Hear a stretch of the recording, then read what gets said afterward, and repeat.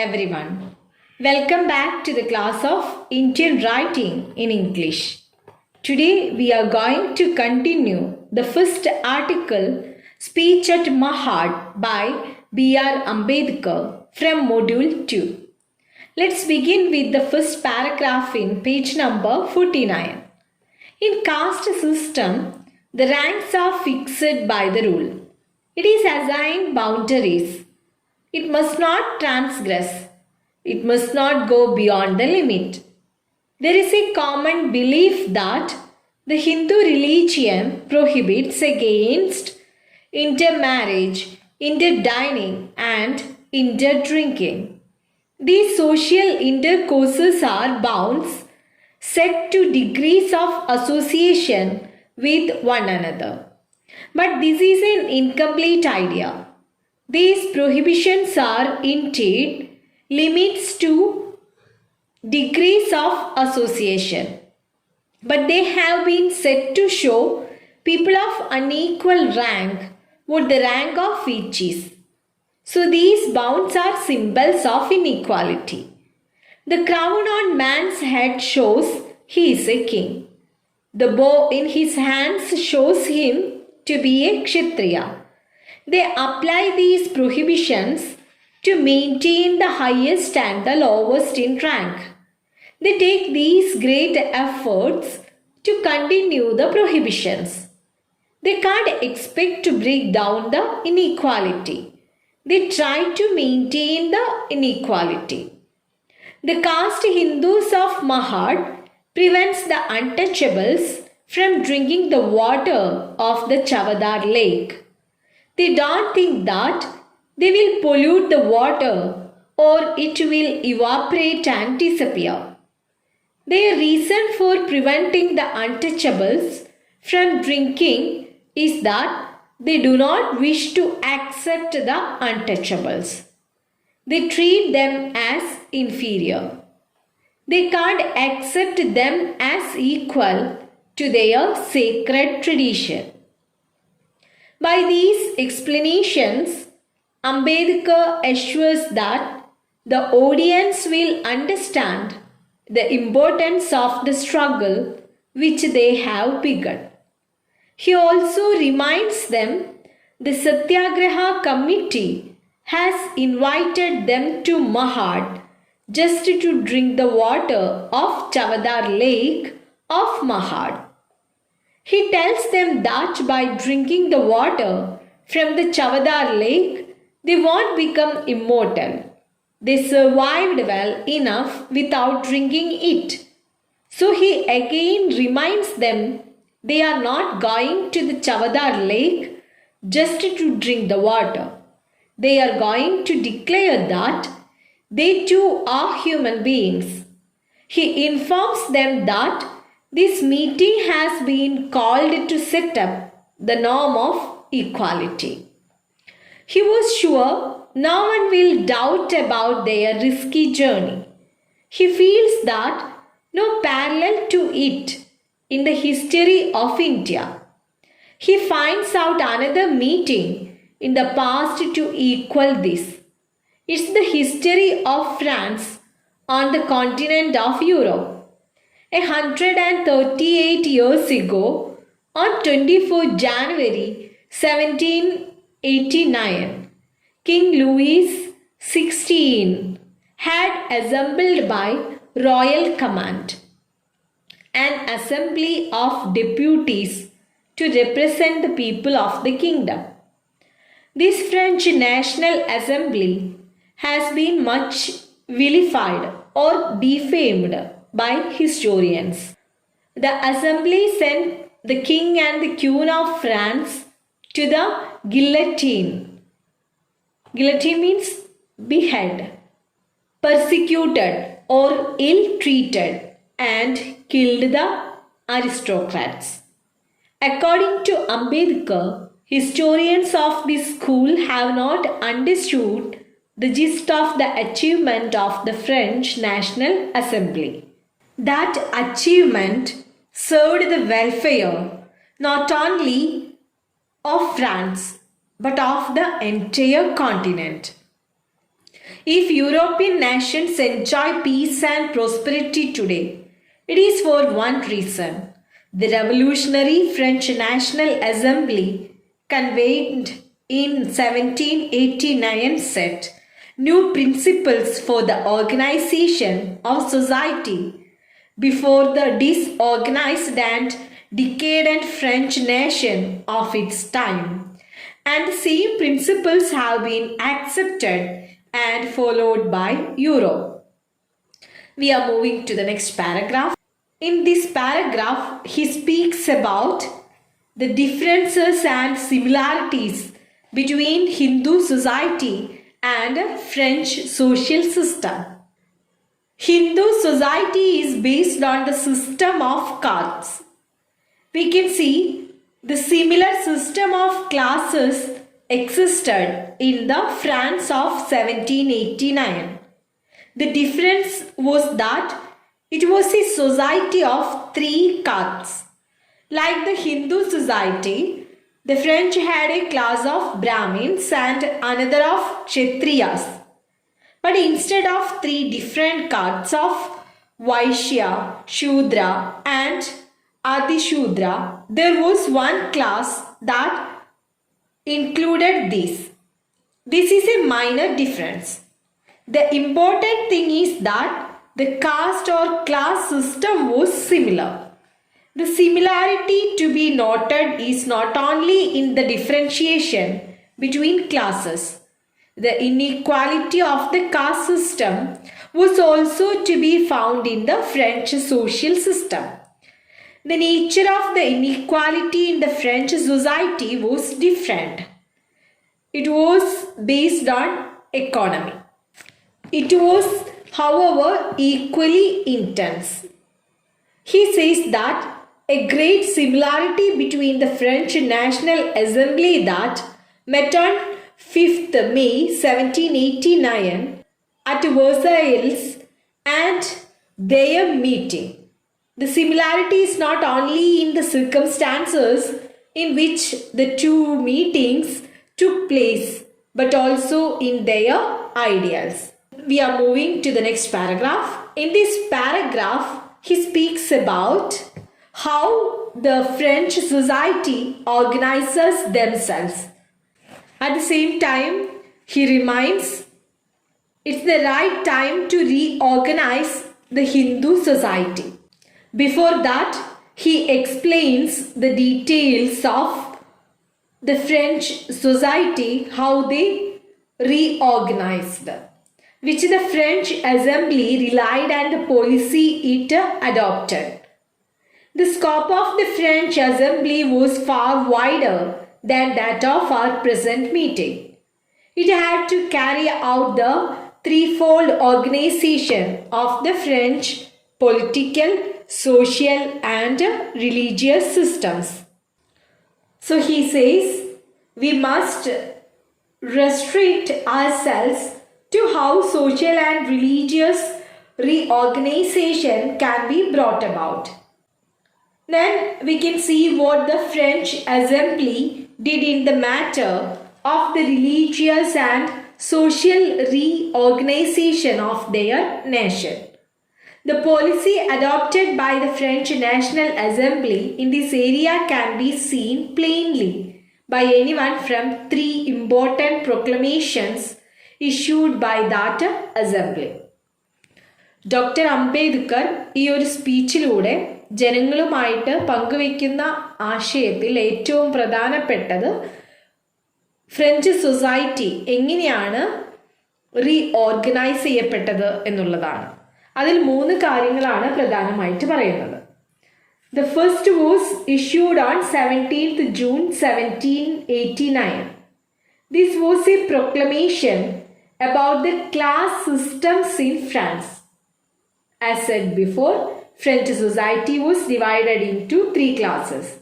The proclamation or the declaration abolished the 3 classes and blended them into one. That was the first proclamation. 3 വ്യത്യസ്തമായിട്ടുള്ള ക്ലാസ്സസിനെ ഒന്നാക്കി മാറ്റി. അതായിരുന്നു ഏറ്റവും ആദ്യം നടപ്പിലാക്കിയ മാറ്റം. Then the second one. The second proclamation was about the priests. By ancient custom, to appoint or remove these priests was outside the power of the nation, that being the monopoly of a foreign religious potentate, the Pope. They cancelled the power of Pope to appoint the priests. Then we are moving to the third proclamation. The third proclamation was not about the political, economic or religious systems. It was of a general nature and laid down the principles on which all social arrangements ought to rest. Third proclamation is the most important of the three. It might be called the king of these proclamations. It is renowned the world over as the Declaration of Human Birthrights. It is unique in the history of civilized nations. For every European nation has followed the French Assembly in giving it a place in its own constitution. This proclamation has 17 clauses, of which the following are important. മൂന്നാമത്തെ proclamation ആണ് ഏറ്റവും പ്രധാനപ്പെട്ടത്. അതിൽ 17 closes ഉണ്ടെങ്കിലും ഇവിടെ കൊടുത്തിട്ടുള്ളത് 6 എണ്ണം മാത്രമാണ്. Then we are going to discuss these 6 main clauses. First one, all human beings are equal by birth and they shall remain equal till death. Second one, the ultimate object of politics is to maintain these human birth rights. Third, the entire nation is the mother source of sovereignty. The rights of any individual, group or special class, unless they are given by the nation, cannot be acknowledged as valid on any other ground, be it political or religious. For the one, any person is free to act according to his birthright. Any limit placed upon this freedom must be only to the extent necessary to permit other persons to enjoy their birthrights. Fifth one, the law will forbid or ban only such actions as are injurious to society. Last one, the law is not in the nature of bounds set by any particular class. The right to decide what the law shall be rests with the people or their representatives. These are the very important clauses. Next, he repeatedly reminds them to keep the image of the French National Assembly. The road it marked out for the development of the French nation, the road that all progressed nations have followed. It is adopted for the development of Hindu society by this meeting. Here, Ambedkar declares that they are also adopting the same method. He wants to remove untouchability and inequality. That's why he says, if we leave the caste system alone and adopt only the removal of untouchability as our policy, people will say that we have chosen a low aim. To raise men aspiration or aim is needed as much as outward efforts. Indeed, it is to be doubted whether efforts are possible without aspiration. Hence, if a great effort is to be made, a great aspiration or aim must be nursed.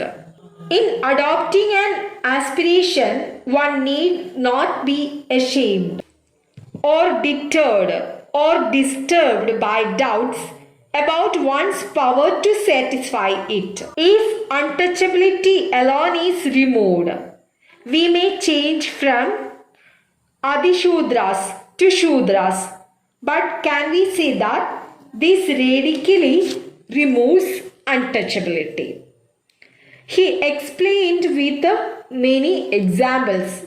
Examples of snake, Bhima, and also diseases. He says, if a snake is to be killed, it is not enough to strike at its tail.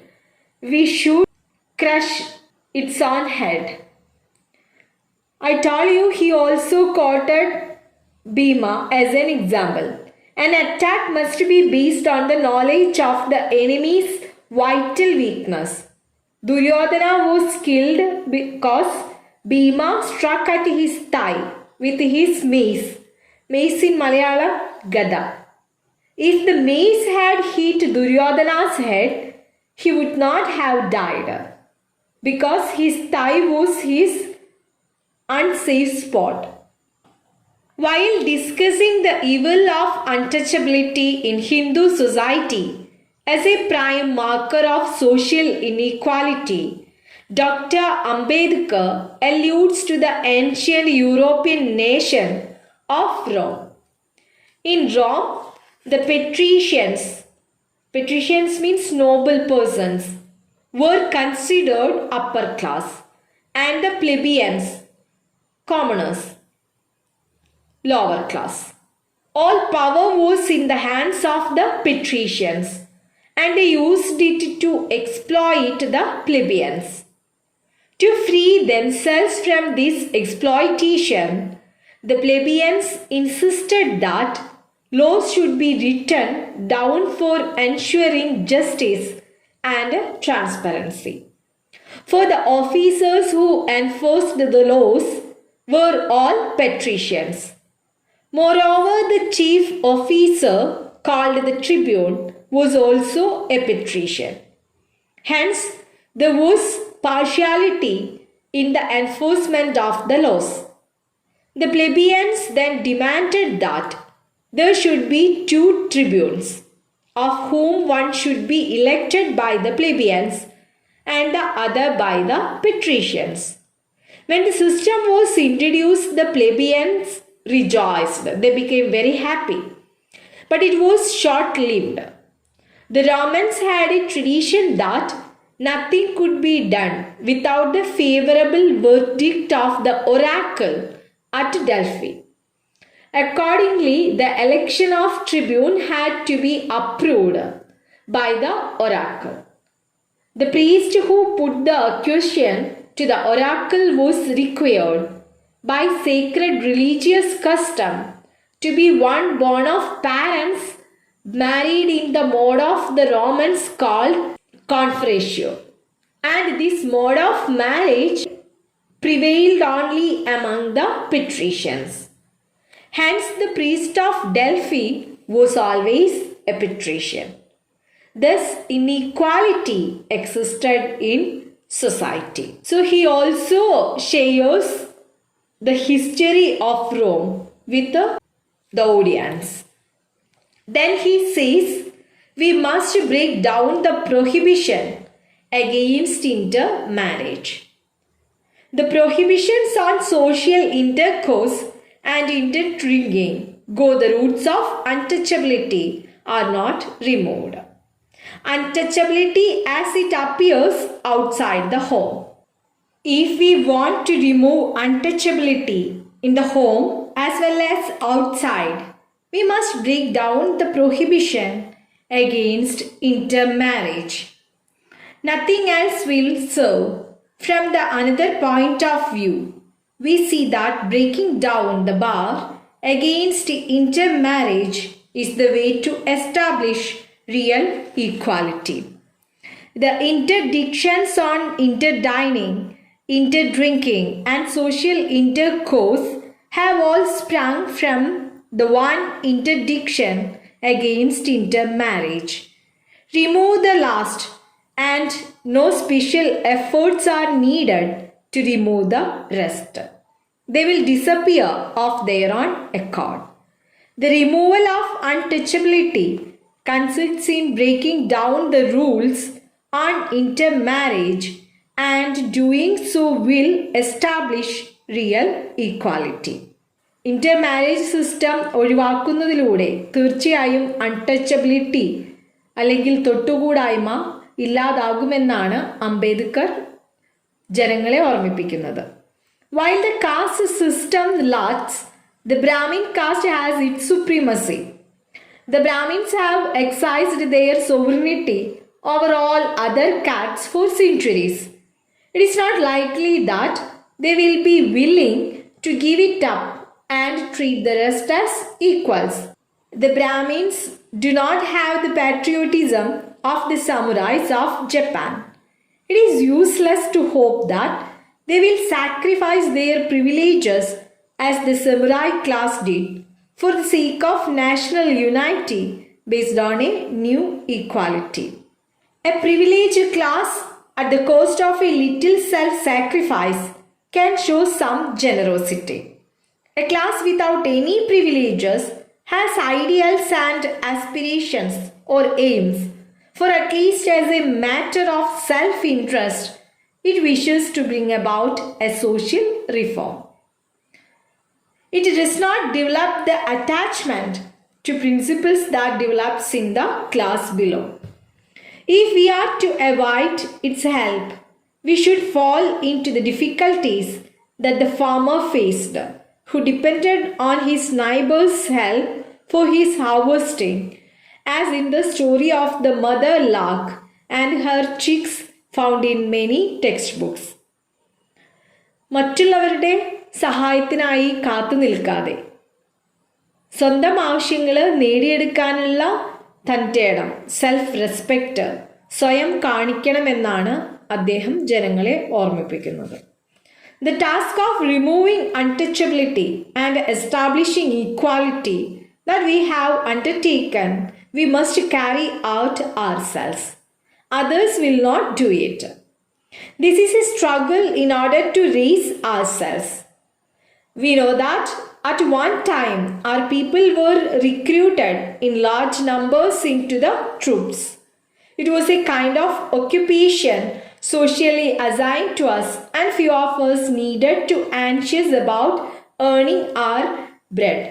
Other classes of our level have found their way into the troops, the police, the courts and the officers to earn their bread. But in the same areas of employment, you will no longer find the untouchables. It is not that the law debars us from these jobs. Everything is permissible as far the law is concerned. But the government finds itself powerless because other Hindus consider us untouchables and look down upon us. And it acquiesces in our being kept out of government jobs. To sum up, untouchability is not a simple matter. It is the mother of all our poverty and lowliness, and it has brought us to the abject state we are in today. If we want to raise ourselves out of it, we must undertake this task. We cannot be saved in any other way. Hindu society must sink unless the untouchability that has become a part of the four caste system is eradicated. Among the resources that any society needs in the struggle for life, a great resource is the moral order of that society. A society which has the opposite moral order, one in which things that unite are considered laudable and things that divide are condemned, is sure to succeed in any such struggle. If we wish to escape these disastrous conditions, we must break down the framework of the four caste system and replace it by a single caste system. French national agency അവർക്കുണ്ടായിരുന്ന 3 ക്ലാസ്സസിനെ മാറ്റി ഒന്നാക്കിയതുപോലെ തന്നെ ഇവിടെയുള്ള 4 കാസ്റ്റുകൾ മാറ്റി ഒന്നാക്കിയാൽ അൺടച്ചബിലിറ്റിയും ഇൻഈക്വാലിറ്റിയും എന്നേക്കുമായി ഇല്ലാതാക്കാൻ കഴിയൂ എന്നാണ് അദ്ദേഹം ഓർമ്മിപ്പിക്കുന്നത്. Even this will not be enough. The inequality inherent in the 4 caste system must be rooted out. If the principle of equality means that privilege should depend not on birth, wealth, or anything else, but solely on the merits of each man, then how can it be demanded that a man without merit and is dirty and vicious should be treated on a level with a man who has merit and is clean and virtuous? It is essential to define equality as giving equal privileges to men of equal merit. But before people have had an opportunity to develop their inherent qualities and to merit privileges, it is just to treat them all equally. If slaves are constantly treated unequally, they will develop no qualities other than those appropriate to slaves, and they will never become fit for any higher status. ഒരു വ്യക്തിയെ നല്ല ക്വാളിറ്റിയിലേക്ക് ഉയർത്തണമെങ്കിൽ അതിനുള്ള അവസരങ്ങളാണ് നാം സൃഷ്ടിക്കേണ്ടത് എന്നാണ് അദ്ദേഹം ഓർമ്മിപ്പിക്കുന്നത്. Although an equal treatment may not create good qualities in one who does not have them at all, even such qualities where they exist need equal treatment for their development. Also, developed good qualities are wasted and frustrated without equal treatment. On the one hand, the inequality in Hindu society stunts the progress of individuals and in consequence stunts society. At the same time, inequality prevents society from bringing into use powers stored in individuals. In both ways, this inequality is weakening Hindu society, which is in disarray because of the 4 caste system. If Hindu society is to be strengthened, we must uproot the 4 caste system and untouchability and set the society on the foundations of the 2 principles of 1 caste only, and of the way to abolish untouchability is not any other than the way to invigorate Hindu society. He concludes his speech by saying that he prays to God that the social revolution which here today may fulfill itself by peaceful means. None can doubt that the responsibility of letting the revolution take place peacefully rests more heavily on our opponents than on us. If the classes had not resisted it, had not committed the crime of trying to suppress it with foreign help, it would have had no need to use violence in the work of the revolution, and the whole social transformation would have been accomplished peacefully. We say to our opponents too, please do not oppose us. Put away the orthodox scriptures, follow justice, and we assure you that we shall carry out our program peacefully. You don't provoke them. They want to live peacefully. This is the end of the speech. We can just go through the main content of this speech. Dr. Ambedkar focused not only on the issues faced by the untouchables, but also examined the root cause of such malpractices. He referred intermarriage as one of the key features to propagate equality. He believed that as long as the caste system existed, the supremacy of the Brahmins will remain. He advocates that the untouchables must acknowledge their fight against it themselves. It would be futile to wait for others to speak against the atrocities committed against untouchables. He considers untouchability not merely as a social concern, but as the source of poverty and all kinds of lowliness that is associated with the untouchables. He argues that the only way to invigorate the Hindu society is to abolish untouchability and establish a single caste system devoid of inequality. There is a need to record the structure of Hindu society in India. I hope all of you got a clear idea about B.R. Ambedkar's speech at Mahad. Take care, stay safe. Thank you.